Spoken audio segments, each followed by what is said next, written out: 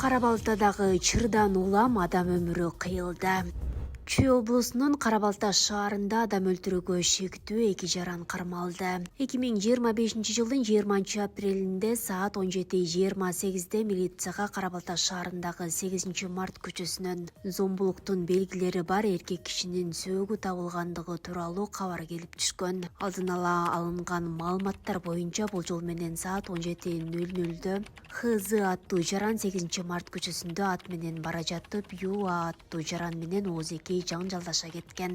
Ал өзүнүн Юры аттуу жээнин менен Volkswagen Passat үлгүсүндөгү унаа менен ХЗ аттуу жаранды кууп жетип, аны сүзүп кеткен.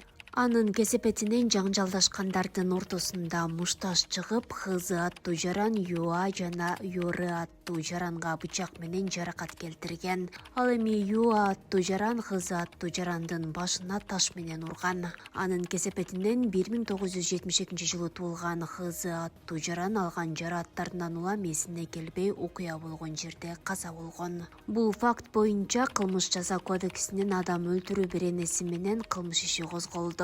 Натыйжада 1970-жылы туулган ЮА аттуу жаран жана 1990-жылы туулган Юры аттуу жаран кармалган. Аларга алган дене жаракаттарына байланыштуу медициналык жардам көрсөтүлүүдө.